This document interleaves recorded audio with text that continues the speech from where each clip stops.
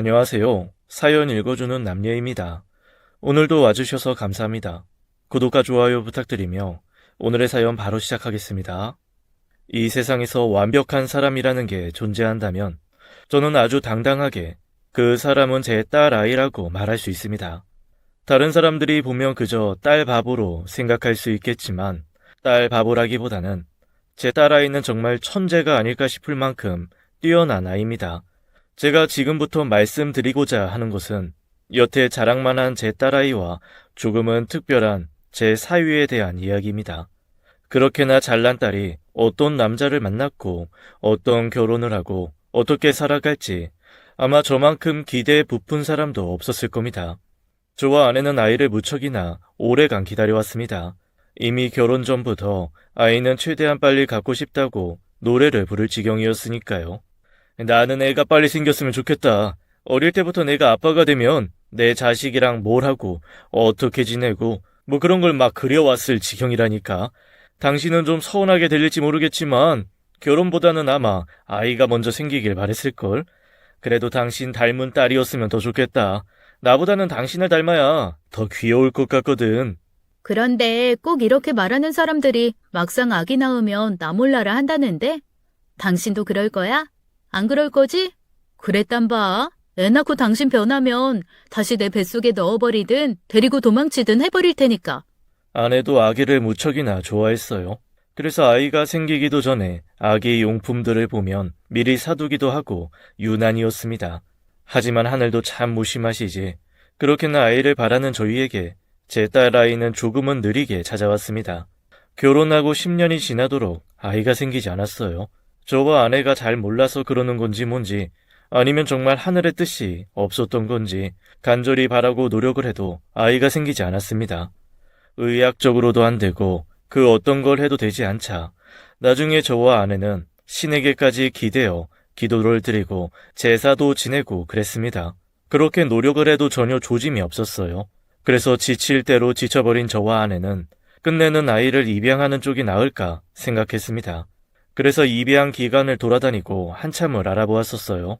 그런데 그런 저희가 안쓰럽긴 했는지 딱 그 시기에 딸아이가 생겼습니다. 그때 저와 아내가 얼마나 행복해했는지 몰라요. 대단한 축복이었습니다. 딸아이는 건강하게 태어났고 저와 아내는 세상 그 어떤 아이보다 행복하게 해주겠노라 아이에게 약속을 했습니다. 그리고 딸아이는 아내를 쏙 빼닮아 아주 예쁘게 자랐습니다. 제가 다른 아이는 키워보지 않아서 잘은 모르지만 적어도 제 딸아이는 저와 아내의 속 한번 안 썩이고 곱게 자랐어요. 키우면서 단 한순간도 힘들다고 느꼈던 적이 없었습니다. 공부도 잘해서 한 번씩 선생님들께 칭찬을 들었으면 들었지 아이가 엇나가고 있다, 잘못되고 있단 말을 들어본 적이 없었습니다. 그리고 제 눈에만 예쁜 것이 아닌지 여러 녀석들을 만나기도 했습니다.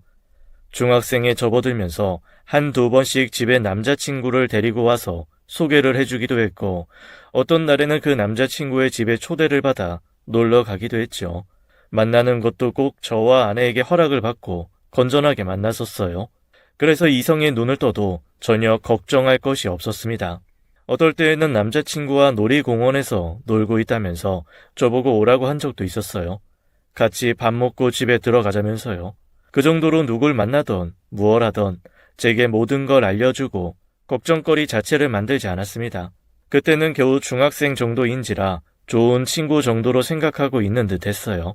그리고 고등학생쯤 되어서도 중학생 때와 다를 바 없었습니다. 계속 친구처럼만 지내는 듯 했고 깊은 관계로 발전하지는 않아 보였어요. 그래서 궁금한 나머지 딸아이에게 물었습니다. 정말 이성적인 관심으로 만나는 것이 맞냐고 말이죠. 그러자 딸아이가 말하길 아직은 친한 친구 같은 감정뿐이라고 하는 겁니다. 아직은 내가 그렇게 남자로서 좋다. 그런 사람은 못 만나봤어. 아직 멀었나 봐. 혹시 모르지? 대학 가면 진짜 심장이 막 떨리는 운명을 만나게 될지. 지금은 아니야. 그냥 친한 친구고 그 친한 친구가 남자애일 뿐이야. 아직 내 운명의 상대는 못 만났어. 왜 그런 말 있잖아. 진짜 사랑하는 사이면 막 귀에서 종소리가 들린다고. 그런 적 없었어. 종은 새나 울리는 거지. 네 엄마랑 나랑 만났을 때도 종은 안 울렸어. 그냥 계속 만나다 보면 좋아지고 계속 생각이 나고 뭐 계속 신경이 쓰이고 좋은 거 보면 같이 보고 싶고 좋은 거 먹으면 같이 먹고 싶고 뭐 그런 사람. 이 아빠가 우리 딸 생각하는 것처럼 계속 생각나는 사람. 가족 같은 그런 마음이 들면 그게 사랑이고 인연인 거야. 그런 별거 아닌 것 같은 마음도 아무한테나 들리지 않아. 그러니까 종소리 찾지 말고 그런 사람을 찾아. 네가 같이 있으면 편하고 자꾸만 생각나는 그런 사람. 알겠지? 뭐가 그리 급할 소냐. 제 마음 같아서는 남자친구 같은 거 50이 넘어 만나면 좋겠다 싶었습니다. 그만큼 딸아이에게만은 세상 어떤 잘난 놈이 와도 모자라 보일 것이 뻔했으니까요. 최대한 딸아이를 늦게 보내고 싶은 마음이었습니다. 하지만 그렇게도 안 올 것 같았던 시간이 흐르고 흘러 눈앞에 다가왔습니다. 딸아이는 명석한 머리로 좋은 학교에 들어갔고 거뜬히 좋은 회사에도 들어갔습니다. 하지만 자신이 갈 방향과는 다르다고 느꼈는지 그 좋은 자리들을 다 걷어차고는 사회복지사를 하겠다고 했습니다. 복지사 과정도 금방 끝내서 빠르게 자리를 잡았어요. 역시 내 딸 뭘 해도 곧잘 하는구나 싶어서 진로를 틀었어도 상관없었습니다. 그저 어딜 가던 잘할 것 같았고 그저 자랑스러울 뿐이었죠. 그리고 복지사가 되어 한 기관에 들어가보고부터 딸아이가 조금은 분위기가 달라졌습니다. 처음엔 그저 좋아하는 일을 하니 변한 것처럼 느낀 거라 여겼지만 그 변한 것이 일 때문이 아니라 감정 때문이라는 확신이 생기게 되었죠. 누굴 만나고 있다는 것 같다는 눈치는 있었지만 이전 연애들과는 다르게 저나 아내에게 그 어떤 언급도 없었고 뭔가 모르게 딸아이의 행동 하나하나가 조심스러웠습니다. 먼저 이야기를 하지 않으니 굳이 묻기는 어려웠어요. 그리고 그 연애를 시작하면서 이상하게도 저와 아내에게 거리를 두는 듯 보였습니다. 그래서 아내와 저 둘 다 딸아이를 존중해 주자는 마음에서 캐묻지 않았습니다. 딸아이는 사회복지사가 되고 정확히 5년 만에 처음으로 결혼 이야기를 꺼냈습니다. 평생을 함께하고 싶은 사람이 생겼다고 말해주었어요. 정말 좋은 사람이라서 엄마나 아빠가 보면 좋아하실 거야. 다른 사람도 아니고 우리 엄마 아빠라서 다른 사람들이랑은 다르게 편견 없이 봐줄 거라고 믿어. 에이, 그래? 뭐 얼마나 대단한 사람이길래 우리 딸내미가 이렇게나 자부심이 대단할까? 뭐 하는 사람인데 그래? 나이는? 생긴 건 어떻고? 그쪽 부모님은 뭐 하시는 분인데? 만나서 확인해. 무슨 호구조사하는 것도 아니고 그게 뭐야. 그냥 평범한 집안의 평범한 사람이야. 특히 성격이 정말 좋고 진짜 착한 사람이라 아빠도 몇 번 대화해보면 그 사람한테 푹 빠질 거야. 대화를 잘 이끌어가는 사람이라서 한번 이야기를 하면 빠질 수밖에 없는 그런 배울 점이 많은 사람이거든. 무조건 엄마 아빠도 좋아하고도 남을 그런 사람이야. 정확하게 어떤 사람인지 설명 없이 딸아이는 그 누구보다도 괜찮은 사람이라고 설명했어요. 이미 미래를 약속한 사이라 부모님 소개만 해드리고 식을 올리고 싶다고 했습니다. 하루라도 빨리 사위 될 녀석과 가정을 꾸리고 싶다고 했죠. 그 정도로 괜찮은 녀석이라 하니 저와 아내는 엄청나게 기대를 했어요. 딸아이가 여태 만나온 녀석들이 썩 마음에 든 적은 없었지만 그래도 남들이 생각하는 기준에는 넘치는 놈들이 많았습니다. 내노라 하는 집안 자제들이 대부분이었어요. 집에 돈이 많은 녀석도 있었고 학력이 좋아서 박사를 하던 놈이 있었고 둘 다 괜찮아서 꽤나 번지르르한 녀석도 있었습니다. 그런 녀석들을 다 제치고 제 딸아이 마음을 사로잡은 녀석이라면 적어도 이름만 들으면 알만한 집안의 자제가 아닐까 싶었죠. 좀 의문스럽기는 했지만 크게 걱정은 하지 않았습니다. 아무렴 다른 사람도 아니고 제 딸인데 웬만큼 적당한 놈 골랐으리라 끼리끼리라고 제 딸아이 같은 아이가 보고 고른 녀석이면 당연히 괜찮은 놈일 걸로 예상했습니다. 하지만 제 인생이 내내 순탄만 해서 하늘이 시험대에 올리고 싶었던 건지 뭔지 딸아이는 저의 기대를 한 번에 다 무너뜨리려 작정한 듯이 전혀 예상치도 못한 놈을 데리고 왔습니다. 정말 실망스러웠어요. 평범, 그 이상도 그 이하도 아닌 듯한 얼굴에 게다가 사돈이라고 온 두 분도 초라한 차림에 보잘것없어 보이는 사람들 같았습니다. 그래서 더더욱 실망스러웠어요. 그래도 애써 내색은 하지 못했습니다.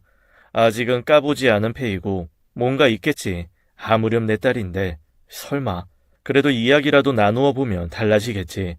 뭔가 내가 모르는 면들이 있겠지. 라면서 실망한 저를 다독였습니다.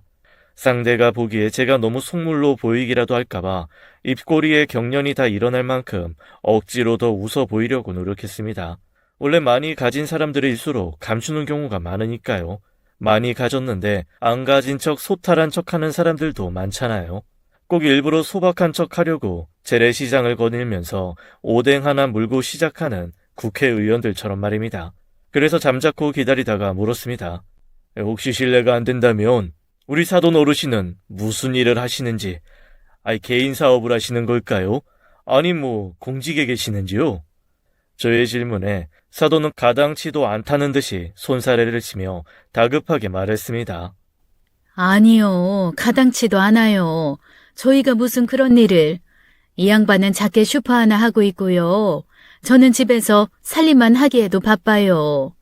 이 양반이나 우리 아들이나 남 돕는 일을 좋아해서 쉬는 날 안 쉬는 날 구분이 없거든요. 따로 이야기는 못 들으셨나 보네요.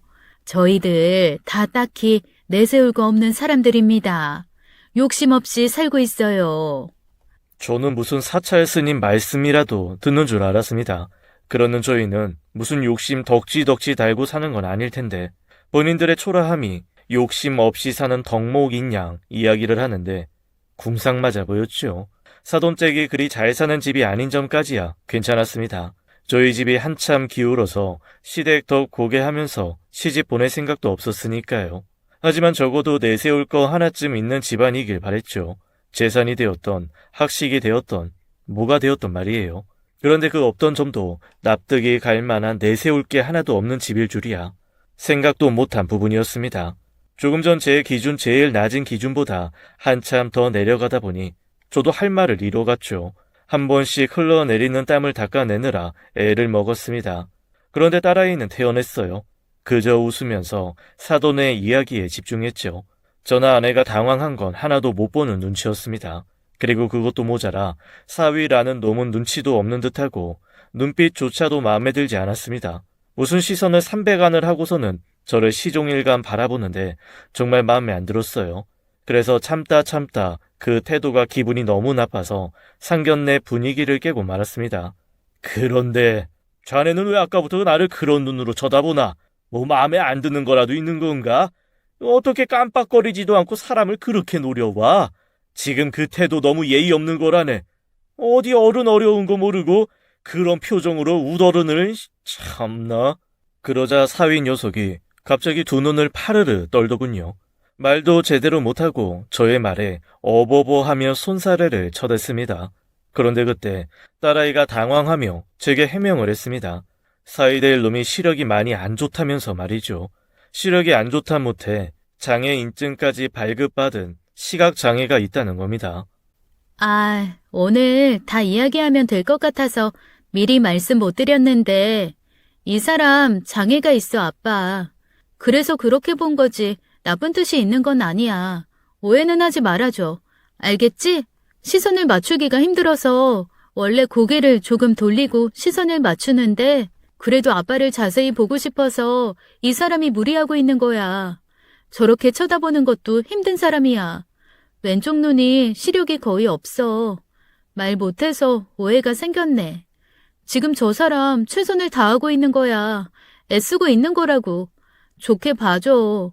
오늘 정면으로 아빠 뵙고 말씀드리려고 밤새 거울 보면서 노력했대. 저거 지금 엄청 대단한 거야, 아빠.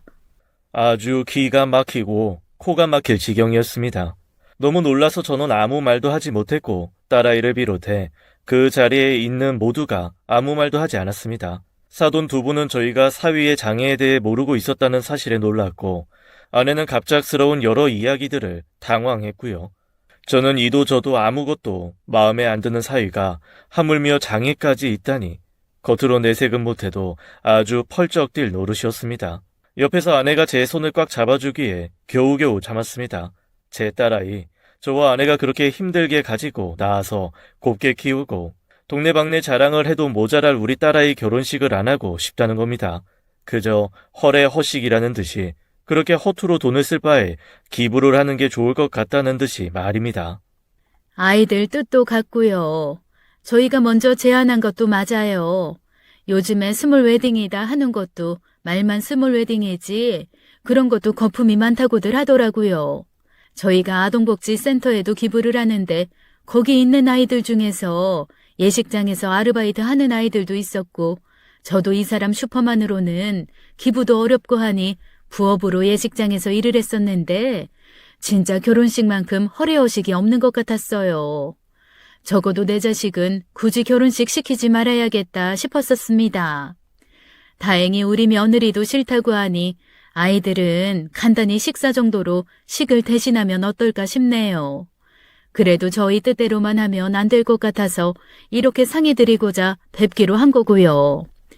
오늘 이런 식사 자리도 사실 불필요하다고 생각해요.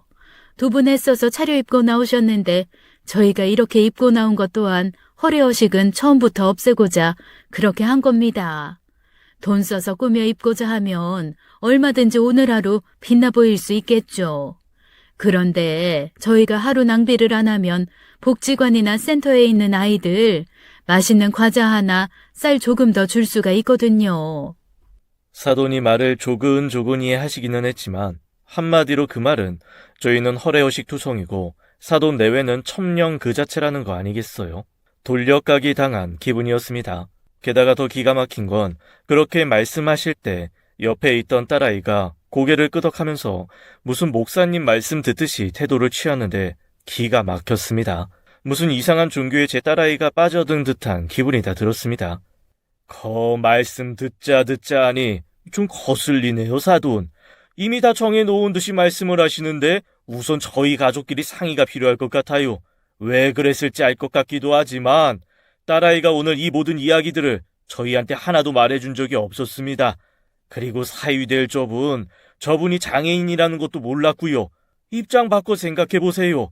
사돈 내외분 딸이 있는데 사위라고 데려온 게 자기 앞도 제대로 못 보고 그것도 모자라서 그 부모가 가진 것도 쥐뿔 없으면서 바라는 게 이렇게 많은데 아쉽게 결혼시키는 것도 환장할 노릇인데 머리 조아르기까지 바라는 건 아니지만 적어도 양심이라는 게 있으면 장애 그거 하나만으로 저희한테 그런 태도를 부리시면 안 되는 거 아닙니까? 앞도 안 보이는 아들 내놓으시면서 무슨 허레이 참나. 차라리 솔직하게 말씀하세요. 애들 식 치러줄 돈이 없다고 고작 작은 슈퍼 하나 하시면서 버거우시겠죠. 그렇다고 저희가 무슨 사돈 덕 보면서 딸아이 보낼 생각은 없었습니다. 차라리 솔직하게 말씀을 하시면 우리가 다 부담하겠다. 그렇게 결혼시키겠다. 그렇게 말했을 겁니다. 돈만 없는 게 아니라 무슨 양심도 없는 인간들. 저는 화가 나서 딸아이와 아내 손을 잡아 끌어 그 자리에서 나와버렸습니다. 제게 질질 끌려오던 딸아이는 마구 울음을 터뜨리는 겁니다. 제가 단단히 실수를 한 거라고 말이에요. 저는 멈춰서서 딸아이 머리통을 빡 때려버렸어요. 세상에서 제일 똑똑한 줄 알았더니 이거 세상 멍청이었네. 야, 이거사. 어디 고르고 골라도 저런 놈을. 너는 장님이랑 살고 싶냐? 배는 것도 없는 놈이 앞으로 미래고 뭐고 있겠어. 아니, 어느 정도 것 안 좋아야 말을 더 섞거나 보지. 어디 이런. 절대로 안 돼. 저딴 놈이랑 연애를 한다고 해도 도시락 싸서 말리고 다닐 판에 결혼. 참네. 오래 들어본 소리 중 제일 기가 막힌 코미디다. 넌 머리가 장식이야. 저런 놈이랑 결혼하면 너 고생 뻔해. 기부, 사회 환원. 돈 없어서 지 새끼 식도 안 올린다는 것들이 남의 새끼 도와줄 생각부터 하는 게 이미 주제도 모르는 거요. 저딴 것들한테 내가 널 보낼 것 같아? 내 눈에 흙이 들어가도 안 되고 차라리 그럴 거면 너 혼자 살다 죽어. 누굴 만나라고 결혼하라고 안 할 테니까 그냥 혼자 살아. 저런 놈은 텄어. 재수 없을라니까 별놈이다 꼬여서는. 네가 착해서 저딴 놈이 너한테 기웃대고 그러는 거야. 알아? 그런 거 아니야. 아빠가 너무 몰라서 그래. 내가 미리 다 설명했을 거라고 알고 계셔서 말에 오해가 좀 생긴 것 같은데 진짜 좋으신 분들이셔. 그리고 나 저 사람 사랑해, 아빠. 엄청 많이 사랑해. 내가 여태 만나본 그 어떤 사람들보다 훌륭하고 배울 점 많고 착한 사람이야. 그래서 눈 안 보이는 것쯤 아무것도 걸림돌이 되지 않아. 아빠 말대로 나 착하고 똑똑한 딸이야. 내가 선택한 사람이야. 고작 오늘 하루 본 걸로 판단할 수 있겠어? 그럼 결혼은 서둘러 달라고 안 할 테니까. 그러니까 조금 더 저 사람을 봐줘. 정말 괜찮은 사람이야. 아, 시끄러워. 말도 안 되는 소리 그만해. 너는 내가 정말 실망했어. 네 엄마도 그렇고 나도 그렇고 실망을 떠나서 오늘 너무 상처받았어. 우리 딸이 고작 겨우 첫 단. 아유, 말을 말아야지 내가. 더 이상 고운 말도 못 나가겠다. 딸이라면 벌벌 떠는 아내도 저와 같이 딸아이를 데리고 집으로 돌아갔습니다. 절대로 만나지 말라고 핸드폰도 뺏어버렸어요. 따로 만나면 부모랑 영 끊는 거라고 경고도 했죠. 마음을 못 고쳐 먹을까봐 제 주변의 지인들에게 맞선 상대들도 받았습니다. 그간 제 주변의 사람들이 저희 딸아이를 호시탐탐 노렸었거든요. 딸아이 좋은 사람을 소개해주겠다는 말을 정말 귀에 딱지가 생기게 들었었습니다. 전에는 어련히 알아서 좋은 놈들이 꼬이니 그렇게까지 할 필요 없었고 그런 제안들을 다 거절했었어요. 그런데 이제는 그런 제안들이 딸아이가 데려온 놈들보다야 훨씬 괜찮으니 넙죽넙죽 다 받았죠. 아이, 왜 있잖아. 저번에 이대리가 우리 딸아이 소개해주고 싶다는 친구 있지 않았던가? 개인병원 한다던 그 의사 양반 말이야. 아이, 아직도 유효해. 아유, 그럼요. 제가 엄청 칭찬을 쏟아놨는데요. 그때 싫다고 하셔서는 그분 아직 만나는 사람 없거든요. 어떻게 날짜 바로 잡으면 될까요? 그런 식으로 선자리를 만들어서는 딸아이를 보냈습니다. 몇 번씩 그 자리를 펑크 내기도 하고 만나서 결혼할 남자 있다고 해버려서 욕도 많이 먹었습니다. 그래도 저는 뜻을 굽히지 않았어요. 그렇게 이런저런 괜찮은 남자를 만나다 보면 분명 생각이 바뀔 거라 생각했습니다. 하지만 그건 저의 대단한 착각이었어요. 저와 아내가 백날 감시를 해서 딸아이가 사위 놈을 안 만나는 줄 알았습니다. 그런데 몰래 만나는 듯 했어요. 딸아이가 계속해서 남자를 주선하는 저와 아내에게 폭탄 고백을 해버렸습니다. 엄마, 아빠, 나 뱃속에 아이가 생겼어. 그 사람 아이야. 그러니까 이제 그만해. 그리고 그 사람 받아들여줘. 아빠 없이 아이 키우고 싶지 않아. 하루빨리 결혼해서 그 사람이랑 살고 싶어. 제발 허락해줘. 그 상황에 허락이고 뭐고 할 것도 없이 어쩔 수 없는 선택을 해야 했습니다. 그 누가 딸아이를 미혼모 만들고 싶겠습니까? 그래서 저는 그 말을 듣자마자 딸을 앞세워서 그 사이놈 집으로 쳐들어갔죠. 들어서자마자 저는 조심히 걸어 나오는 사이놈을 냅다 후려쳤습니다. 그러자 시력이 불편한 사위는 그냥 넘어지는 것이 아니라 와장창 무너져 넘어졌습니다. 어디 배운 것 없는 놈이 지 뜻대로 안 될 것 같으니까 그딴 몹쓸 짓을. 그쪽 분들도 그러는 거 아닙니다. 어른이 돼서는 아들을 곧따위로 키웠습니까? 어디 남의 귀한 딸을 함부로. 에라잉, 망할 놈의 집안 같으니라고. 화가 머리끝까지 치밀었지만 그래도 딸아이 뱃속에 제 손주가 있다고 하니 더는 심하게 할 수 없었습니다. 씩씩대면서 그 집에서 나와버렸고 몇 걸음 더 못 가서 그 집 대문 앞에서 눈물을 뚝뚝 흘렸습니다. 그 당시에는 꼭 제 자신이 인생의 패배자가 된 기분이었어요. 그러자 딸아이가 절 위로한다는 듯이 제 등을 쓸어주더군요. 저는 그런 딸아이의 손길을 뿌려치며 자, 이제 네 뜻대로 다 되니 좋냐? 부모 가슴 찢어놓고 잘 살 수 있을 것 같아? 분명 네가 후회해. 사람은 짝은 어느 정도 맞는 사람끼리 만나야 하는 거야. 알아? 네 엄마와 나처럼 잘 통하고 누가 봐도 잘 맞는 사람이 만나야 한다고. 분명 나랑 네 엄마 말 안 들은 거 땅을 치고 후회할 거다.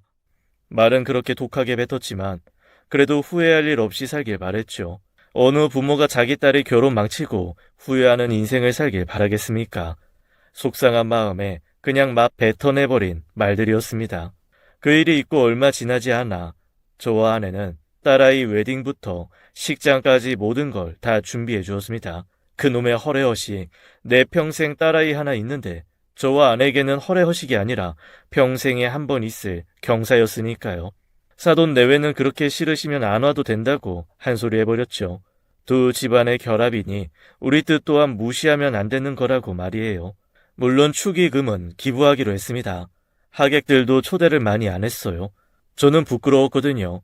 주변에서 소개해준다는 사람들 다 거절하고 얼마나 잘난 놈이랑 결혼할지 벼르고 있을 게 뻔했기에 그런 사람들에게 그 지경인 사위를 보여주기가 부끄러웠습니다. 그렇게 재고재서 벌 받은 거다. 고작 그런 놈이냐 소리를 듣기 싫었어요. 그래서 20명도 되지 않은 하객들이 왔습니다. 하지만 신랑인 사위 측 하객은 너무나 많이 와서 되돌아가시는 분들이 많았습니다.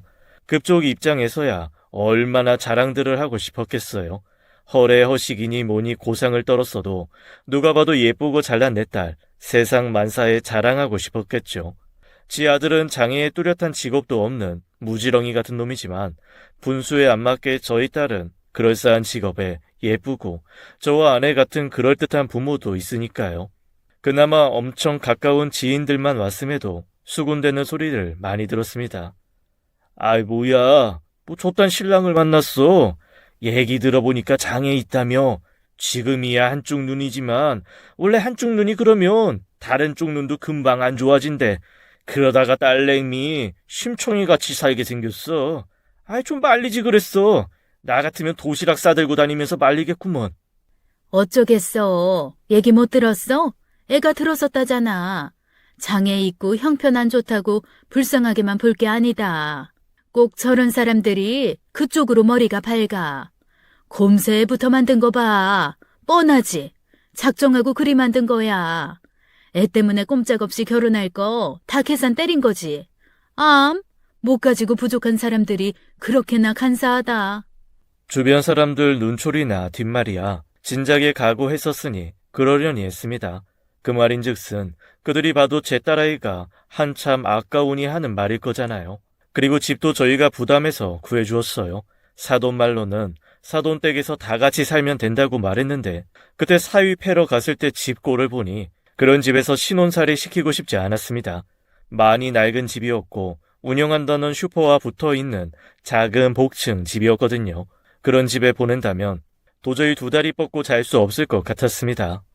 입주할 신혼집 정리를 하면서 그의 손주가 태어날 예정이니 방 하나를 아기 방으로 꾸며주기까지 했죠. 아들일지 딸일지 아직 모른다고 해서 2개 다 샀어. 핑크색, 파란색 둘 다. 아기 옷점원이 그러는데 요새는 성별 구분 없이들 산대. 어찌되었든 애도 생긴 마당에 내가 싫다고 뭘도 어떻게 하겠어. 애 잘 낳고 잘 키우고 아쉬운 대로 살아야지. 그 애만 아니었으면 내가 너 데리고 외국에서라도 나가서 너희 둘 다 떼어놓았을 거다. 나중에 결혼하고 후회가 들면 아이 탓해. 네 엄마랑 난 분명 반대했어. 지금도 애만 아니면 정말. 어휴. 뭘 이렇게 빨리 샀어. 좀 더 배부르고 사도 되고 낳고서 장만해도 안 냈는데. 아빠도 참 방까지 다 꾸며버렸네. 아무튼 고마워. 아니지. 아이한테 고맙다고 해야 하나? 덕분에 남편 안 놓치고 결혼할 수 있게 해줘서 말이야. 허락까지는 아니지만 어쩔 수 없이 딸아이와 사위를 시작하게 될 수밖에 없던 건 전적으로 뱃속의 아이 때문이었습니다. 아이만 안 생겼어도 저는 그런 결정을 절대로 하지 않았을 거예요. 그렇다고 해서 사위를 사위 취급하지도 않았습니다. 얼굴만 봐도 화가 치밀러 오르더라고요. 첫날 우리 집에 와서 같이 술을 한잔하는데 저한테 한 잔 받을 때도 잔이 얼마나 떨리고 위치도 제대로 못 맞추던지 그런 모습에도 아주 화딱지가 나서는 같이 밥을 먹다가 다 안 먹고 저는 자리에 일어나 방 안으로 들어가 버렸습니다. 술도 제대로 못 받는 놈이랑 내가 뭘 해? 밥을 먹든 말든 배는 거 없는 놈이랑 알아서들 해요. 난 더는 못하겠으니까. 억지로 하는 것도 청도 것이지. 더는 가식적인 행동 못하겠다 난. 사위 취급이라기보다는 장애가 있다는 이유로 사람 취급도 하지 않았죠. 제 자신도 정을 붙여보려고 노력 많이 했는데 도저히 사위라는 놈 보기도 싫고 정도 안 가고 그 흔한 동정심도 안 갔습니다. 그저 멀쩡한 내 딸 뺏어간 사지도 멀쩡하지 못한 놈이었어요. 아마도 딸아이에 대한 기대감이 워낙 컸고 그만큼 실망감도 커서였던 것 같습니다. 딸아이가 그렇게 결혼을 하고 처음으로 저와 아내 손을 떠나 살기 시작했어요. 매일 보던 딸을 못 보니 그렇게 그립고 서운할 수가 없더라고요. 그나마 사는 집을 저와 아내가 해준지라 저희 집과 아주 가까운 곳으로 해두었습니다. 그래서 정말 매일 갔어요. 찾아가서 어찌 사는지도 자주 둘러보고 아내는 딸아이가 꼭 7살 어린 딸인 듯 하나부터 10까지 챙겨주기 바빴죠. 그 정도로 텀없이 자주 가던 중에 어찌저찌 딸아이가 결혼한 지도 반년이 넘어갔습니다. 그런데 이상했어요. 어느 날 아내가 그러더라고요. 딸아이 배가 안 불러온다고요. 적어도 2-3달 후부터라도 배가 좀 나와야 하는데 아무리 아이가 말랐다 한들 아무 변화가 없다고 말입니다. 산부인과 가는 날 같이 가자고 하니까 이서방이랑 같이 갈 거라고 나랑은 죽어도 안 가더라고. 혹시 그새 애한테 문제라도 생긴 건가? 아니지. 그럴 사이도 없이 우리가 자주 들러봤었는데 그럴 리가 없지. 무슨 일일까, 여보?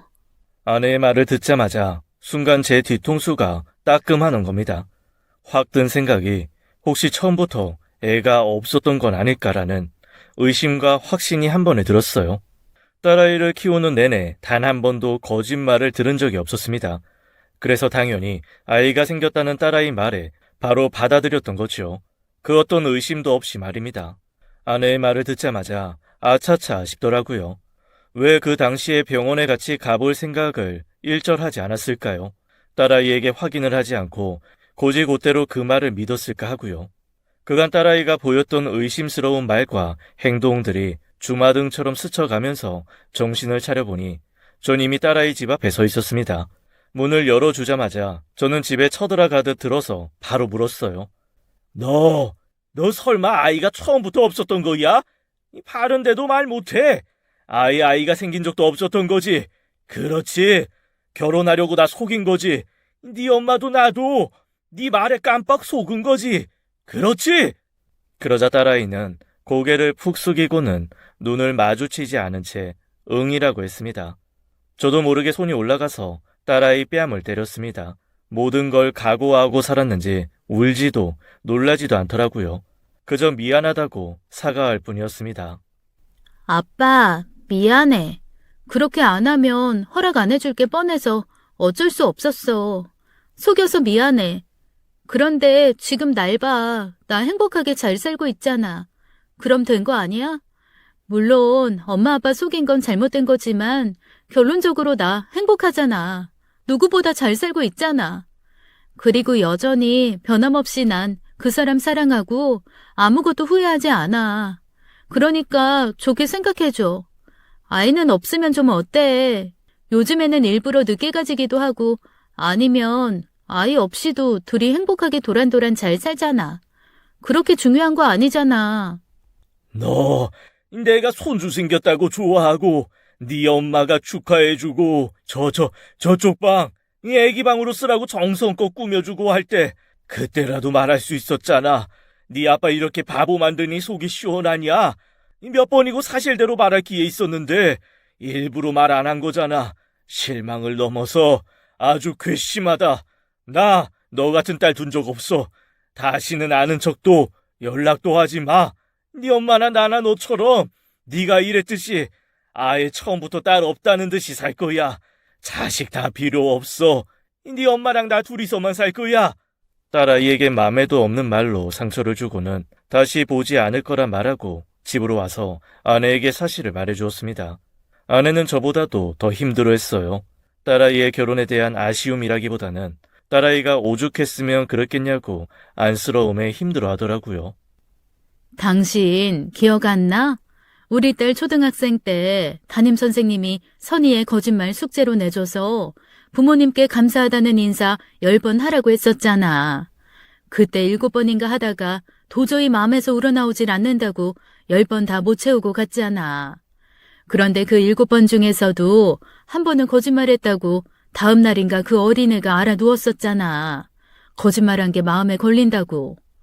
그럼 그동안 애가 얼마나 힘들었겠어.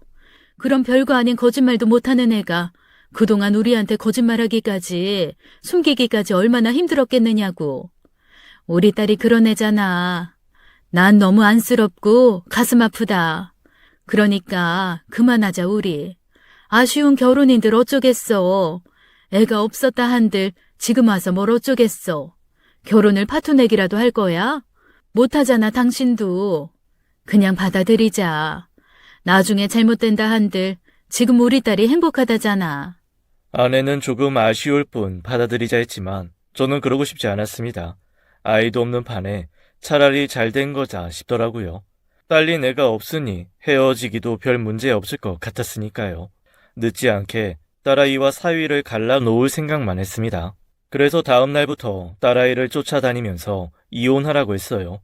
그런 놈이랑 살 바에는 차라리 이혼녀가 되는 게 낫다고 말이죠. 어쩔 수 없이 살아야 하는 유일한 이유였던 아이도 없어진 마당에 말입니다.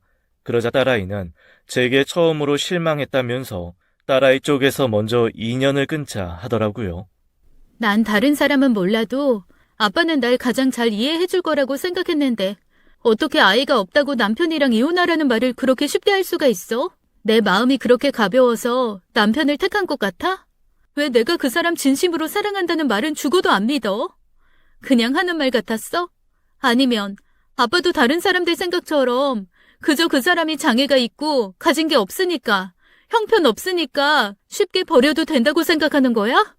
그렇다면 정말 실망이야. 다른 게 차별이 아니야. 아빠처럼 장애가 있고 돈 없는 사람이면 함부로 생각하는 게 그게 차별이야, 아빠. 나 어릴 때 아빠가 분명히 나한테 말했어. 장애가 있건 가진 게 없건 우리와 다르건 결국 다 같은 사람이라고. 괜히 안 좋게 보고 선입견 가지고 그러면 그것 자체로 나쁜 사람인 거라고. 다 똑같은 기준으로 그 사람의 본체를 봐야 하는 거라고 말했었잖아. 그랬던 아빠가 어떻게 이렇게 이중잣대를 내밀 수가 있어? 정말 실망이야. 아빠야말로 사람 차별하고 학대하고 그런 사람들이랑 다를 바 하나 없어. 똑같아. 나야말로 다시는 아빠 보고 싶지 않아. 겉으로 보이는 장애만이 다가 아니야. 아빠 딸도 겉으로 보기에나 멀쩡하지 속은 성한 곳 하나 없고 멀쩡한 곳 하나 없다고. 아빠가 보는 게 다가 아니야. 딸아이는 얼마 지나지 않아서 사는 곳도 이사를 해버렸습니다. 제가 구해준 집을 내놓고 부동산 계약서까지 제게 보냈더라고요. 그런 것들도 받기 싫다 이거였습니다. 제가 딸아이와 사위를 축복해서 지원해준 게 아니라 장애가 있고 가진 게 없는 사위를 동정해서였다는 게 이유였습니다. 딸아이뿐만 아니라 저도 화가 잔뜩 나 있었던 터라 그런 식으로 딸아이가 연락을 끊어도 신경 쓰지 않았어요. 나중에 되어서 돈 없다고 불명 연락 올 거다. 그런 놈이랑 결혼한 걸 후회할 거다. 이혼하고 돌아오면 나야말로 안 받아줄 거라고 벼르고 있었습니다. 하지만 1년이 지나고 2년이 지나도 딸아이에게는 연락이 없었고 아쉽고 보고 싶은 건 그저 저였고 제 아내였습니다. 아내는 걱정이 된다면서 따로 알아봐야 하는 것 아니겠냐고 절 닥달했어요. 하지만 저도 자존심이 있었던 터라 딸아이가 지쳐서 연락 올 때까지 두라고 했죠. 여보, 아무리 그래도 우리 하나밖에 없는 딸인데 그렇게 매정하게 그러면 안 되죠. 결혼 하나 잘못했다고 우리 딸 아닌 건 아니잖아요. 그리고 이제 와서 조건 좀 안 좋으면 어때요? 우리 딸이 만족하고 행복하면 그만인 거죠. 그냥 다 이해하고 받아주는 걸로 해요. 집도 지금 어디서 사는 건지 알 수도 없는 노릇인데다가 뻔하잖아요. 안 좋은 데서 제대로 못 살고 있을 건데 우리가 찾아가서 우리가 졌다고 두 손 두 발 다 들었다고 원래 집에 다시 들어와서 살라고 합시다. 네? 독한 기집애. 아이 치만 고집 있고 성질 있는 줄 아나? 우리가 지를 어떻게 키웠는데 온실 속 화초처럼 금이야 오기야 키웠는데 어디 그런 놈을 만나가지고 휘둘려서는 우리를 버리고 나쁜 계집애 내버려둬. 당신도 괜히 마음 약해져서는 찾아다니지 마. 하지만 정작 그렇게 말한 제가 제일 먼저 딸아이가 일하는 곳에 찾아갔습니다. 찾아가서 한 소리를 하기보다는 먼발 치서 몰래 바라보고 있었어요. 그래도 걱정이 돼서 잘 먹고는 다니는지 얼굴에 근심은 없을지 말입니다. 조금이라도 힘들어 보이면 팔목을 끌어서 집에 데려다 놓으려고 했습니다. 하지만 제 예상과는 달리 딸아이는 무척이나 행복해 보였습니다. 그렇게나 밝게 웃으면서 일하는 모습을 처음 보았어요. 그리고 끝날 때까지 기다렸다가 딸아이가 집으로 돌아가는 모습을 확인했죠. 차도 있을 텐데 차는 어디 두고 뚜벅이로 집에 돌아가더라고요. 일하는 곳에 멀리 떨어지지 않은 곳이고 중간에 사위와 만나더라고요. 사위와 딸아이가 만나는 모습에서 저도 모르게 더는 다가갈 수가 없었습니다. 사위와 딸이 너무나 다정해 보였고 그 누가 봐도 잘 어울리는 부부 같아 보였거든요. 그래서 제가 끼어들 틈이 없어 보였습니다. 그 길로 돌아서 저는 집으로 돌아왔고 아내에게 말했습니다. 딸아이는 더는 걱정 안 해도 될 것 같다고요. 너무 잘 지내고 있는 것 같다 말했습니다. 그래서 딸아이가 먼저 저희에게 돌아와 주길 기다리는 수밖에 없다고 생각했죠. 그러던 중 아내와 대형 마트에 들르게 된 날이었어요. 그날따라 자동 문이 고장이 났는지 이용 불가라고 종이 한 장이 문에 붙어 있었고 그 옆에 있는 여닫이 문을 사람들이 이용하고 있었습니다. 그래서 저희도 당연히 그 문으로 들어서려는데 아내와 제 앞에 있는 한 노신사분이 우두커니 서 계시는 겁니다. 자동문이 안 된다고 쓰여 있는데 못 보신 건가 싶어서 다가가 보니 눈이 안 보이시는 분들이 쓰시는 스틱을 가지고 계셨어요. 저도 모를 수 있었겠지만 이전에 상견례 올 때 사위가 그 스틱을 가져와서 접었다가 폈다 한 적이 있어서 기억을 하고 있었습니다. 그래서 저도 모르게 말씀을 드렸어요. 어르신, 여기 자동문 고장 났다고 적혀 있네요. 오른쪽으로 10걸음만 걸어오시면 여닫이 문이 있습니다. 당기시면 돼요. 모셔서 같이 들어가진 않고 말로만 말씀드렸어요. 사위 때문에 저도 시각장애 관련해서 알아보니 장애인들을 어린아이 취급하지 말라 하더라고요. 오히려 불편하다고 말입니다. 오히려 두 눈이 잘 안 보이는 일반 사람들보다 시각 외의 감각이 뛰어나서 말로써 설명해 주는 게 나쁘지 않다고 했습니다. 그리고 그렇게 말씀을 드리자 그 노신사께서 제게 감사하다고 말씀하시는 거예요. 그러면서 내가 배는 건 없어도 말귀는 잘 알아듣지요. 고마워요. 막 팔짱 끼고 끌고 들어가려는 사람들이 간혹 있는데 그게 얼마나 무섭던지. 별것 아닌 도움을 받으신 건데 고맙다는 듯이 말씀을 하시는 거예요. 그때 이상하게 마음이 뿌듯하기도 하고 착한 일을 해서라기보다는 도움을 주는 것이 그리 어려운 일이 아니구나. 그렇게 거창한 일을 하는 것이 아니구나. 라는 생각이 들었습니다. 장애라는 것이 그렇게 큰 삶의 장애가 아닐 수도 있겠구나라고 말이죠. 그 일이 있고 얼마 지나지 않아서 집으로 사위가 찾아오기도 했습니다. 적어도 장인 장모 앞에서 멀쩡히 보이려고 처음 보던 날 가져왔던 스틱도 안 보였고 제게 눈을 이상하게 뜨지도 않았으며 전에는 보기 힘들었던 모습들을 볼 수 있었습니다. 그동안 많이 연습했다고 하더라고요. 저와 아내를 위해서 말입니다. 전에 아버님께서 제가 눈빛이 마음에 안 드신다고 그리고 태도도 불편해 보인다고 하셔서 정말 연습 많이 했습니다.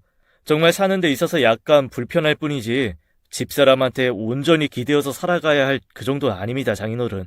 그리고 저 마음에 안 들어 하시는 거 또한 당연하고요. 집사람 저한테는 정말 과분한 사람이죠. 저 말고도 멋진 사람 누구든지 언제든지 만날 수 있는 거고 말이에요. 하지만 제가 확실히 말씀드릴 수 있는 건 그 어떤 누가 와도 저만큼 집사람을 행복하고 웃음 짓게 해줄 수 있는 사람은 그 어디에도 없을 겁니다. 그거 하나만큼은 저 정말 자부할 수 있습니다. 그리고 지금에서 만족하는 것이 아니라 앞으로 더 나아가고 나아질 겁니다. 장인 장모님께 정말 약속드릴 수 있어요.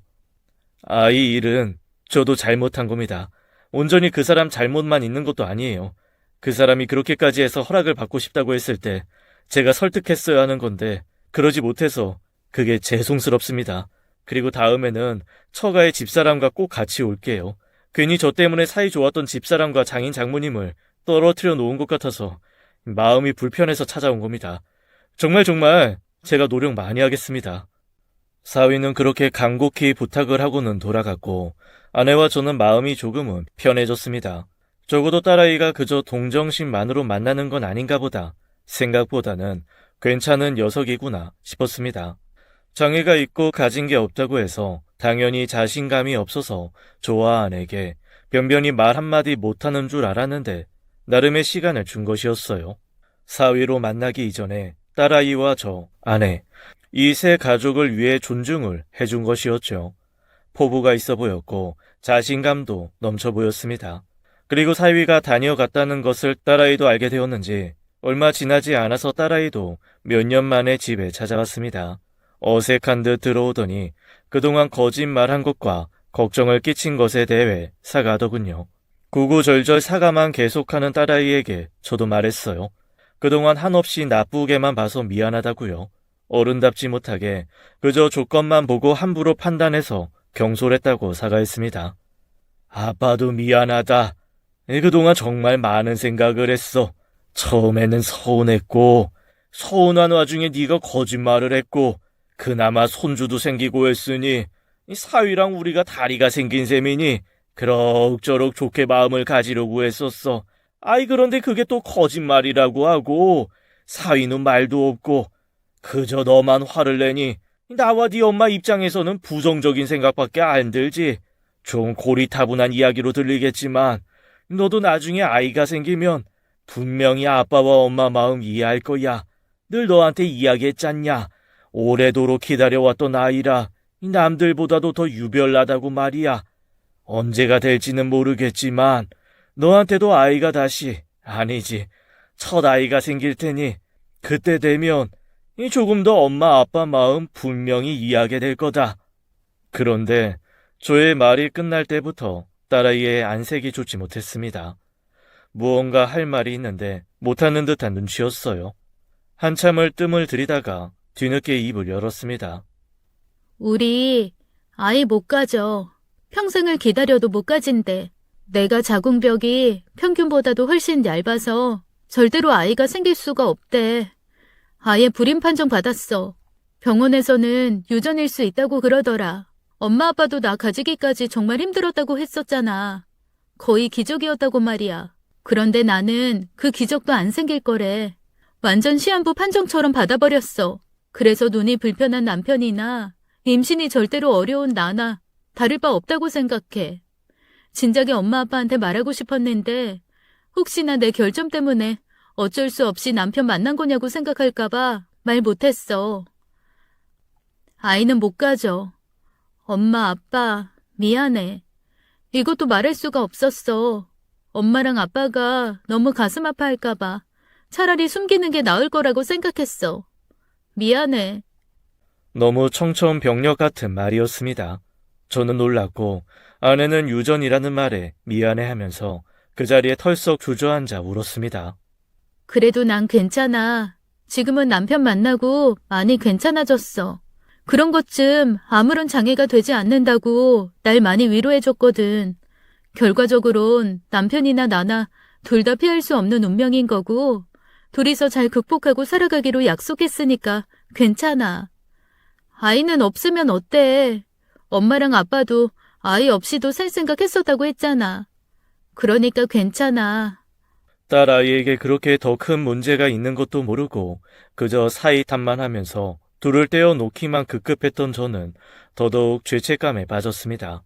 그래서 한동안은 이런저런 생각들보다는 그저 서로를 위로하고 장애를 감싸주며 더더욱 두터운 사이가 되었습니다. 그리고 딸아이가 결혼을 하고 10년쯤 지나서 저와 아내처럼 아이의 엄마가 되었어요. 물론 마음으로 낳은 자식이었고요. 지금은 그 손주가 고등학생이 되어 훌쩍 커버렸습니다. 다른 가정들과 다를 바 없이 평범하고 화목하며 서로를 가장 잘 이해하고 위해주며 살아가고 있습니다. 어쩌면 이렇게 될 운명이지 않았을까?